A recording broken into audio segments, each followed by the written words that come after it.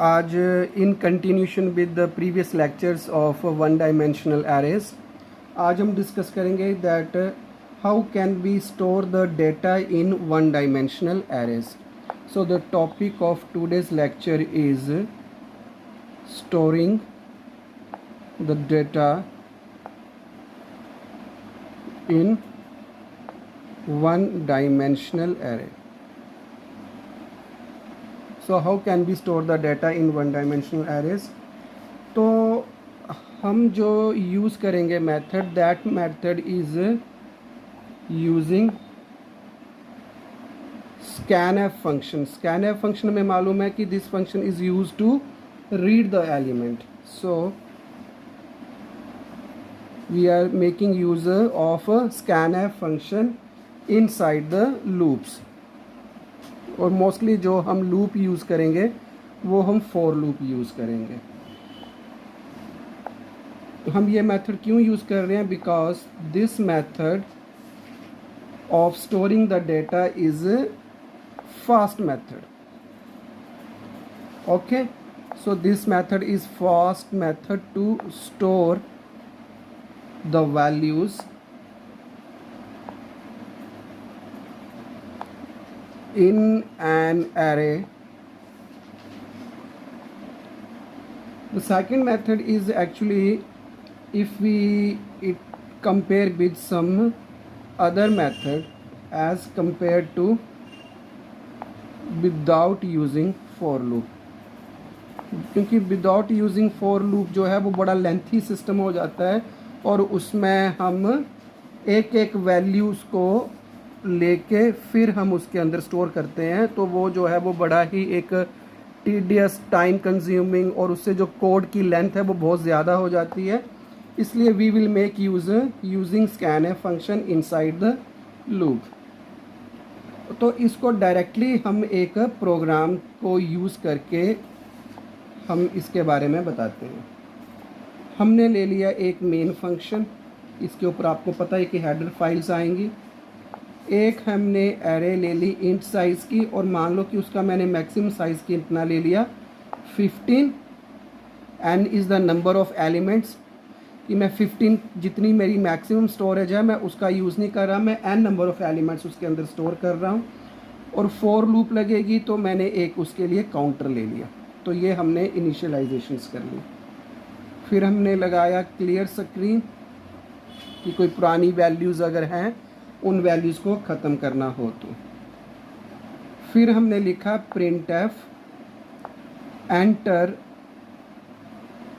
How many elements, enter how many elements, कि हम कितने एलिमेंट्स जो हैं वो स्टोर करना चाहते हैं. और वो वाली जो वैल्यू है वो हम ले लेंगे एक वेरिएबल n के अंदर जो हमने ऑलरेडी डिक्लेयर किया हुआ है. फिर हम क्या करेंगे, फिर हम उतने नंबर ऑफ़ एलिमेंट्स जो हैं वो इंसर्ट करेंगे. तो हम क्या लिखेंगे, printf enter %d number of elements.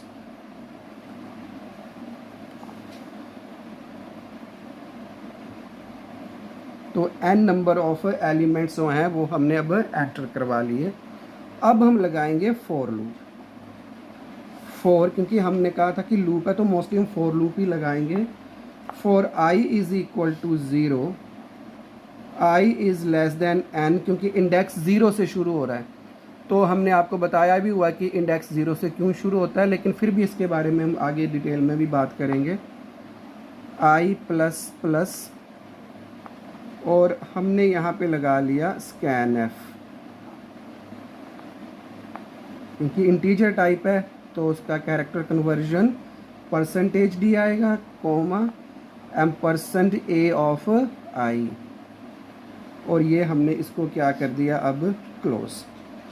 तो ये जो फॉर लूप लगाई है, दिस फॉर लूप, यहाँ पे मैं कमेंट डाल देता हूँ, this for loop and scanf function, जो scanf फंक्शन हमने यूज़ किया है फॉर लूप के अंदर, ये वाला, enters the data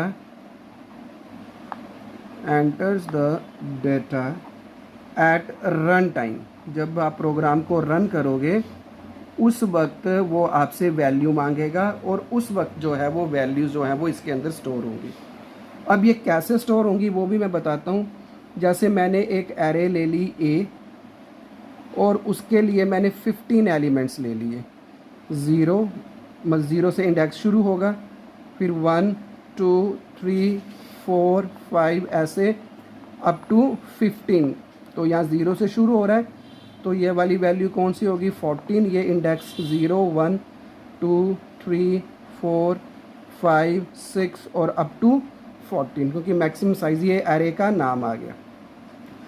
अब जब वो ये हम जब इसको रन करेंगे तो वो क्या करेगा, हाउ मैनी एलिमेंट्स, मान लो n, और सपोज कर लो कि हमने n की वैल्यू दे दी 5, तो कितने एलिमेंट स्टोर होंगे 0 से लेके 4 तक, यहाँ तक। तो n की वैल्यू यहाँ तक जाएगी, क्योंकि n की वैल्यू हमने 4 ली है, सॉरी n की वैल्यू हमने 5 ली है। तो 1 2 3 4 5 एलिमेंट्स इसके अंदर हम स्टोर कर रहे हैं। बाकी की जो स्टोरेज है उसको हम यूज़ नहीं कर रहे।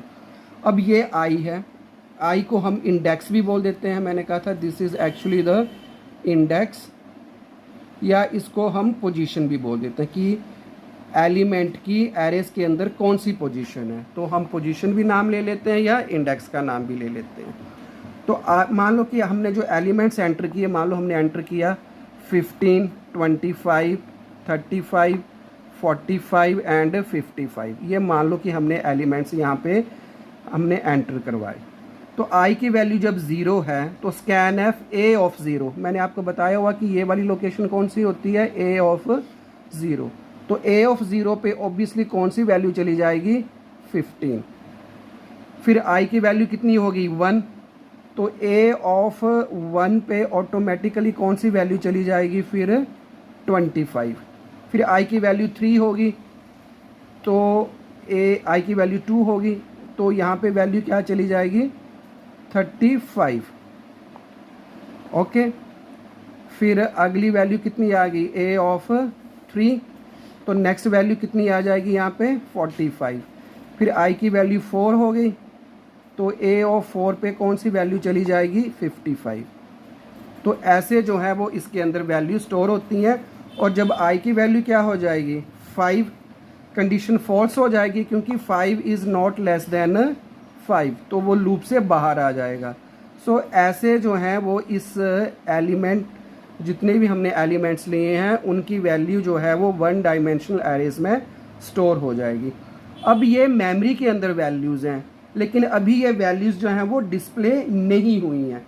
तो डिस्प्ले करवाने के लिए हमें एक और फॉर लूप लगानी पड़ेगी। ये जो फॉर लूप लगाई है हमने, ये हमने क्या किया है, वी एक्चुअली हमने एलिमेंट्स को स्टोर किए हैं। तो हम लिख सकते हैं टू स्टोर द एलिमेंट्स। अब सेम लूप को हम यूज़ करेंगे और हम इन एलिमेंट्स को डिस्प्ले भी करवा देंगे। तो हम डिस्प्ले करवाने के लिए सेम लूप लेंगे एक और। तो उसके लिए जब रन टाइम पे मैसेज आएगा तो ऐसे आएगा प्रिंट एफ, सपोज हमने लिखा the elements are suppose /n, next line पे डिस्प्ले हो। तो फिर हम फॉर लूप लगाएंगे same, for I is equal to 0, I is less than n, I plus plus, जैसे हमने एंटर करवाए थे वैसे ही अब उनको हम एक एक करके डिस्प्ले करवाएंगे। तो प्रिंट एफ %d, सपोज साथ में हम टैब देना चाहते हैं एक एलिमेंट्स के बाद, ए ऑफ आई। काम कंप्लीट हो गया, हमने गेट सी एच फंक्शन लगाया और हमने इसको लूप को ख़त्म कर दिया जो मेन था। तो जो मेन फंक्शन जब हमने बंद कर लिया तो हम इसकी आउटपुट अगर हम देखें तो देखो आउटपुट कैसी नज़र आएगी। हम प्रोग्राम को देखते हैं कि प्रोग्राम में सबसे पहले क्या लिखा हुआ है, एंटर हाउ मैनी एलिमेंट्स। तो आउटपुट में सबसे पहले क्या आएगा, एंटर हाउ मैनी एलिमेंट्स। तो सपोज हमने एलिमेंट्स दिए 5, फिर हमने एंटर प्रेस किया, फिर वो पूछेगा एंटर 5 नंबर ऑफ एलिमेंट्स, क्योंकि अगला क्या है print F enter percentage D number of elements. तो यहाँ पे हमें वो पूछेगा रन टाइम पे एंटर 5 नंबर ऑफ एलिमेंट्स। तो सपोज जो हमने एलिमेंट्स दिए 15, या तो आप इसके बाद स्पेस बार प्रेस कर सकते हो या एंटर प्रेस कर सकते हो। मतलब जो भी दो एलिमेंट आपने इंसर्ट करने हैं उनके बीच में या स्पेस बार प्रेस करो या एंटर की प्रेस करो। तो सपोज हमने स्पेस बार प्रेस किया तो 15, 25, 35, 45 एंड 55। अब ये वाले जो एलिमेंट्स हैं वो स्कैन एफ जब हमने यूज़ किया था उसको यूज़ करके वो किसके अंदर स्टोर हो गए, मेमोरी के अंदर। तो ये वाला जो हमने फंक्शन यूज़ किया है, this function is actually display the elements on the screen. ये स्क्रीन के ऊपर जो है वो एलिमेंट्स को डिस्प्ले करवाने के लिए यूज़ हुआ। तो अगला प्रिंट एफ क्या आ गया, द एलिमेंट्स आर फिर स्लैश एन है, तो स्लैश एन का मतलब next line I is equal to 0, A of 0 के अंदर कौन सी वैल्यू स्टोर है 15, फिर टैब, फिर 25, फिर टैब 35, टैब 45, 55। यहाँ पे आके जो कंडीशन क्या थी फॉल्स थी, तो इसके अंदर जो है वो एलिमेंट्स इसके बाद वाले कोई वैल्यू नहीं इंटरटेन होगी। तो this is the output of this function. अब इसी के ही कंटिन्यूशन में हम एक और प्रोग्राम करते हैं। मान लो कि अब हमने कोई एलिमेंट, कौन सा एरेज में बड़ा एलिमेंट है, मान लो कि हम वो वाला एलिमेंट को हमने डिस्प्ले करवाना है। तो नेक्स्ट हम प्रोग्राम लेते हैं, program to find the biggest element, कि एरे में सबसे बड़ा एलिमेंट कौन सा है, मान लो हमने वो डिस्प्ले करवाना है। सो हमारा अगला प्रोग्राम क्या है, to find the biggest element. तो सेम पहले हम मेन लेंगे, फिर हम एक एरे ले लेंगे जैसे हमने पहले किया था। मान लो 10 ले लिया हमने, n ले लिया हमने, नंबर ऑफ एलिमेंट्स i ले लिया, और एक हमने बिग एलिमेंट ले लिया जो हमने ढूंढना है, और एक मान लो हमने लोकेशन कि किस लोकेशन के अंदर वो वाली वैल्यू है। तो ये लोकेशन के लिए हमने i ले लिया, लोकेशन ले लिया। फिर हमने क्या लगाया फंक्शन क्लियर स्क्रीन का, फिर हमने लिखा प्रिंट एफ, सेम जो हमने लास्ट प्रोग्राम में किया था, एंटर हाउ मैनी एलिमेंट्स। वो हमसे पूछेगा कि आपने एलिमेंट्स कितने एंटर करवाने हैं, क्योंकि हमने सपोज 10 के 10 नहीं करवाने। फिर हमने लिखा scan F percentage D %n। फिर हमें ऑब्वियसली क्या करना है, हमने 5 एलिमेंट्स जितने भी हमने n की वैल्यू दी है वो हमने अब एंटर करवाने। तो हमने लिखा enter percentage D number of elements. फिर हमने फॉर लूप लगाई, for i is equal to 0, i is less than n, i plus plus, और हमने क्या किया स्कैन एफ फंक्शन को यूज़ करके एलिमेंट्स को जो है वो मेमोरी के अंदर स्टोर करवा दिया। ये हमारे पास एलिमेंट्स जो हैं वो मेमोरी के अंदर स्टोर हो गए। अब हमने स्टार्टिंग में मान लिया कि जो फर्स्ट एलिमेंट है एरे का वही हमने एज्यूम कर लिया कि वो सबसे बड़ा एलिमेंट है। तो मैंने बिग की वैल्यू क्या ले ली, a ऑफ 0। इस चीज़ का क्या मतलब हुआ कि जो फर्स्ट एलिमेंट है उसको मैंने मान लिया कि वही एलिमेंट क्या है, बिगेस्ट एलिमेंट है, ठीक है। और उसकी लोकेशन मैंने क्या एज्यूम कर ली कि उसकी लोकेशन क्या है 0, मतलब जो उसका इंडेक्स है वो क्या है 0। फिर मैं फॉर लूप लगाऊंगा। अब मैं i की जो वैल्यू है वो 0 से नहीं शुरू करूंगा, मैं i की वैल्यू को 1 से शुरू करूंगा। क्यों, क्योंकि a ऑफ 0 को मैंने ऑलरेडी एज्यूम कर लिया हुआ कि ये जो एलिमेंट है वो सबसे बड़ा एलिमेंट है।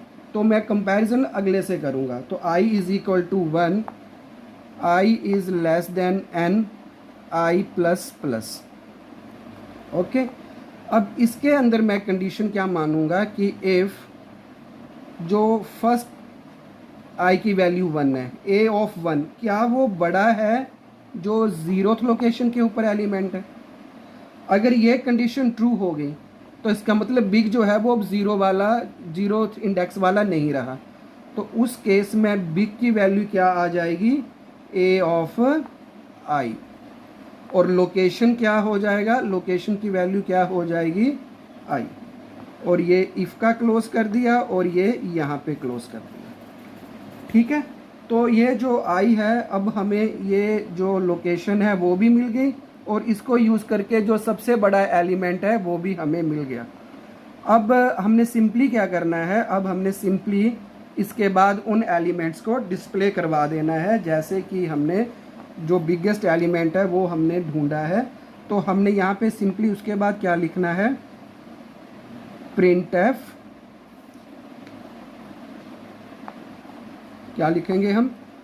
The biggest element is equal to percentage D and मान लो कोई लोकेशन भी देनी है, एंड एट लोकेशन कौन सी देते हैं मैंने? At location percentage D. इस लोकेशन के ऊपर मान लो वो वैल्यू स्टोर है, तो इस परसेंटेज डी के लिए क्या आ जाएगा? बिग। और इस परसेंटेज डी के लिए क्या आ जाएगा? लोकेशन की वैल्यू है, तो यहाँ पे ये लोकेशन। अगर मान लो कि मैंने वो ज़ीरो से शुरू ना करके एग्जैक्ट पोजीशन बतानी होगी तो मैं यहाँ लोकेशन +1 भी दे सकता हूँ। ओके, और ये हमारा प्रोग्राम कंप्लीट हो गया। फिर हम लिखेंगे गेट ch और ये हम मेन जो है उसको क्लोज कर देंगे। अब मैं इसकी आउटपुट बताता हूँ आपको। ये देखो, मैं या इतने को समझाता हूँ अब आपको मैं। मान लो कि मेरे पास जो एरेज है वो एरे है कुछ ऐसी, मान लो 15 है, मान लो ये 26 है, मान लो यहाँ पे 7 है, मान लो यहाँ पे 5 है और मान लो यहाँ पे 30 है। और ये एरे का नाम है, ये इसका इंडेक्स है 0 1 2 3 और मान लो ये 4। तो देखो सबसे पहले यहाँ पे देखो बिग की वैल्यू मैंने क्या मान ली है? A of 0। ए ऑफ 0 का मतलब क्या हो गया? ये वाली लोकेशन। तो बिग मैंने क्या मान लिया? 15। और उसकी लोकेशन क्या आ गई? लोकेशन उसकी आ गई 0, क्योंकि वो 0 इंडेक्स पे है। फिर आई की वैल्यू कितनी हो गई? 1। 1 is less than N. N जितनी भी है, मान लो कि एन की वैल्यू कितनी है? 5 है। तो A of 1 is greater than big. तो ए ऑफ 1 कितना है? A of 1 is greater than big. तो ए ऑफ 1 की वैल्यू कितनी है? 26। तो 26 इज़ ग्रेटर देन बिग की वैल्यू कितनी है? 15। कंडीशन ट्रू हो गई, तो बिग की वैल्यू कितनी आ जाएगी? अब ए ऑफ आई मतलब 15 की जगह अब क्या आ जाएगा? 26। और लोकेशन कौन सी आ गई? आई। आई का मतलब लोकेशन कौन सी आ गई? ये वाली लोकेशन। फिर ये इससे कंपेयर होगा, तो क्या 26 इज़ ग्रेटर देन 7? नो, तो बिग यही रहेगा। फिर इससे कंपेयर होगा, तो क्या 26 is greater than 5? Condition is false, फिर भी बिग यही रहेगा। फिर 26 30 से कंपेयर होगा, तो क्या ये कंडीशन ट्रू है कि जो अगला एलिमेंट है ये वाला, उसकी वैल्यू मतलब ए ऑफ 4 की जो वैल्यू है क्या वो ग्रेटर देन बिग है? बिग की वैल्यू प्रीवियसली क्या है? 26। तो ए ऑफ 4 की वैल्यू कितनी आ गई? 30। 30 इज़ ग्रेटर देन 26। कंडीशन क्या हो गई यहाँ पे आके? ट्रू। तो बिग कौन सा हो गया? अब बिग इज़ ए ऑफ आई मतलब ए ऑफ 4, ए ऑफ ये वाला 4। तो ए ऑफ 4 की वैल्यू कितनी है? 30। तो बिग कितना आ गया? 30। और उसकी लोकेशन कौन सी आ गई? 4 इंडेक्स। फिर हमने प्रिंट करवा दिया, तो प्रिंट करके क्या आ जाएगा? द बिगेस्ट एलिमेंट इज, कौन सा बिगेस्ट एलिमेंट आया? 30। और एट लोकेशन, कौन सी लोकेशन पे आया वो? लोकेशन की वैल्यू कितनी है? 4। पर हमने 1 इसके अंदर ऐड किया हो ताकि देखने में एक्चुअली मैं ये 1 2 3 4 5 देखने में एक्चुअली ये 5th लोकेशन लग रही है। तो यहाँ पे हम लिखेंगे eight location 5। So this is the way how can we find out the biggest element in one dimensional arrays. जो लास्ट छोटा सा टॉपिक रहा है हमारे पास, वो हम डिस्कस करेंगे कि कई बार हमसे पूछा जाता है कि why index of an array starts with zero. हमने बड़ी बार बोला हो कि जो भी इंडेक्स है वो ज़ीरो से ही शुरू होता है. So why this index starts with zero. इसका आंसर ये है एक्चुअली में कि जो भी एरे का नाम होता है, जो भी एरे का नाम होता है वो एक्चुअली में एक रेफरेंस होता है या एक पॉइंटर होता है. रेफरेंस या एक पॉइंटर किसको? To the first element of array. ये इसका आंसर है कि जो भी एरे का नाम होता है दैट इज एक्चुअली रेफरेंस या pointer to the first element of the array. और इस फर्स्ट एलिमेंट का जो पॉइंटर है उसको हम रेफरेंस को हम क्या बोलते हैं? That is called as a base address. For example मैंने कोई लिया इंट ए, कोई मैंने एरेज ली है, तो ये हमारे पास एक एरे आ गया, ये ए ऑफ ज़ीरो, ये ए ऑफ वन, ऐसे कंटिन्यू करेगा. मान लो कि इसकी जो लोकेशन है दैट इज़ 5000. तो मैंने क्या बोला? जो एरे नेम है मतलब जो ए है दैट इज़ द रेफरेंस या pointer to the first element. तो ये फर्स्ट एलिमेंट ये है और ये क्या है? Base address. सो जो एरे नेम है that actually points to the base address. इसका मतलब जो बेस एड्रेस है वो एरे के नेम से 0 बाइट्स दूर है, मतलब बिल्कुल भी दूर नहीं है. 0 बाइट्स दूर होने का क्या मतलब हुआ? कि बिल्कुल भी दूर नहीं है. इसलिए जो इंडेक्स है वो 0 से शुरू होता है. तो हम क्या बोल सकते हैं यहाँ पे? अगर कोई आपसे पूछे तो हम बोल सकते हैं कि name of an array is pointer, और दूसरा नाम क्या बताया मैंने इसका? Reference to the first element, to the first element of array itself, और जिसको हम क्या बोलते हैं? And is called base address, and is called base address. और इसी कारण हम क्या बोल सकते हैं? हम बोल सकते हैं कि जो फर्स्ट एलिमेंट है, first element of the array is 0 bytes away from base address, from base address. तो यही कारण है कि जो इंडेक्स है या जो पोजीशन है फर्स्ट एलिमेंट की एरेज में वो 0 से शुरू होती हैं. अगर हम 1 से शुरू करेंगे तो nothing but the wastage of one memory location will take place. तो हम क्या बोल सकते हैं कि wastage of one memory location if started with index 1. तो ये कारण है कि जो इंडेक्स है वो 0 से शुरू होता है. अगर 1 से शुरू करेंगे तो हम इतने प्रोग्राम्स करते हैं तो उसमें एक लोकेशन जो है वो हमेशा वेस्ट ही होती रहेगी. ठीक है. So this is all about the how we can store the data, how we can display the data, and why the index starts with 0. Thanks for watching.